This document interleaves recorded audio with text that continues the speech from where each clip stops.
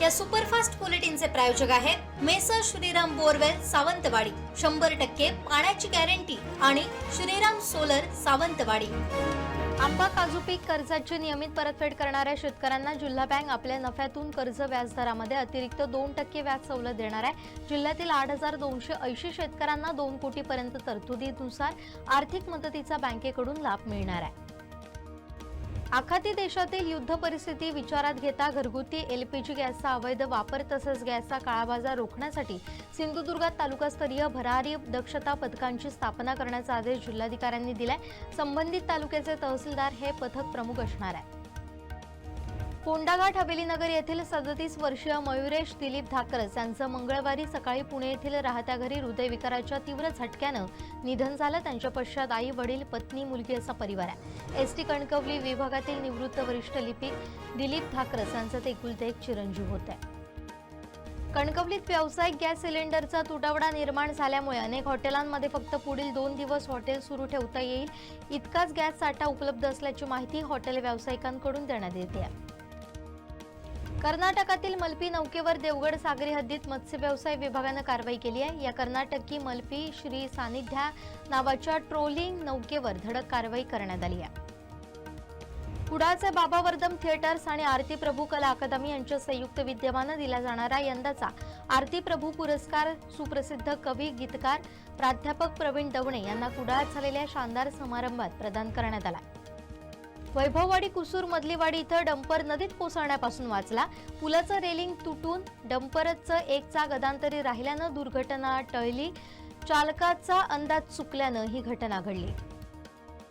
धामापूर नळपाणी योजनेचं काम बोगस पद्धतीनं सुरू असल्याचा आरोप करत या योजनेची अवस्था पण भुयारी गटार योजनेसारखीच होणार अशी टीका ठाकरे शिवसेनेचे नगरसेवक तपस्वी मयेकर यांनी केला। एसटी महामंडळानं प्रवाशांसाठी नॅशनल कॉमन मोबिलिटी कार्ड प्रणाली लागू करण्याचा निर्णय घेतलाय। मंगळवारी कणकवली बस स्थानकामध्ये या स्मार्ट कार्ड काढण्याच्या सेवेचा शुभारंभ करण्यात आलाय। वैभववाडीतील सभापती सिद्धेश्वर आवराणे यांच्या अध्यक्षतेखाली सरपंच, प्रशासक आणि ग्रामपंचायत अधिकारी यांची बैठक पार पडली।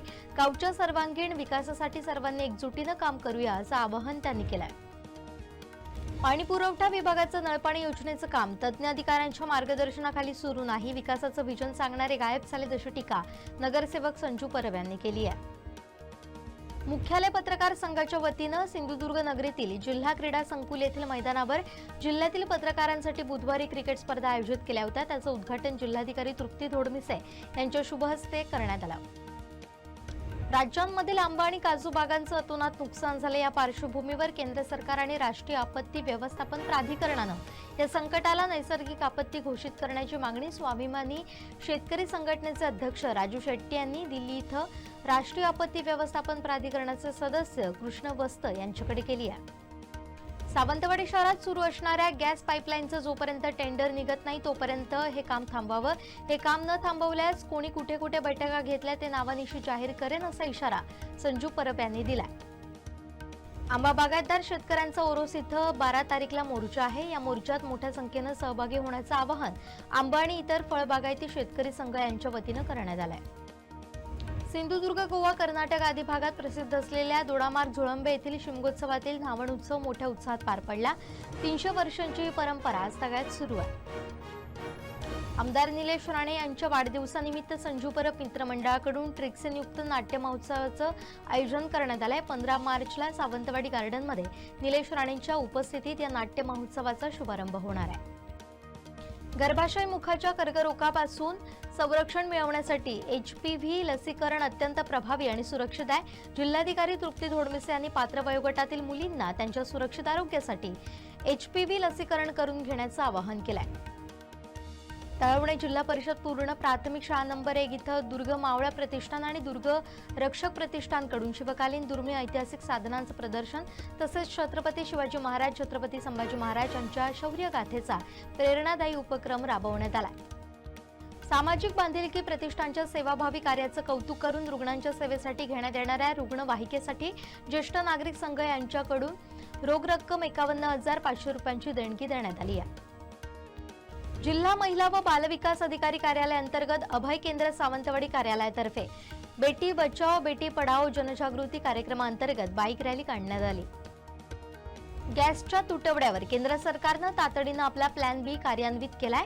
भारतीय रिफायनरींची एलपीजीच्या घरगुती उत्पादनात 10% वाढ केली आहे. नागपूर रत्नागिरी महामार्गाचा विस्तार 6 किंवा 8 पदरी करण्याचा सध्या कोणताही प्रस्ताव नाही असं महाराष्ट्र सरकारनं सांगितलंय. एकनाथ शिंदेंनी योजनेची ही रूपरेषा सांगितली आहे. दिवंगत उपमुख्यमंत्री अजित पवार यांच्या निधनानंतर अनेक प्रश्न उपस्थित होत आहेत. याच पार्श्वभूमीवर आमदार रोहित पवार यांनी केंद्रीय मंत्री नितीन गडकरी यांची भेट घेतली. गॅस सिलेंडर दरवाढ आणि टंचाईच्या निषेधार्थ सोलापुरात काँग्रेसनं अनोखं आंदोलन केलं. सिलेंडरला हार घालून तिरडीवर ठेवत प्रतिकात्मक अंत्ययात्रा काढली. त्याचा व्हिडिओ सोशल मीडियावर व्हायरल होतोय.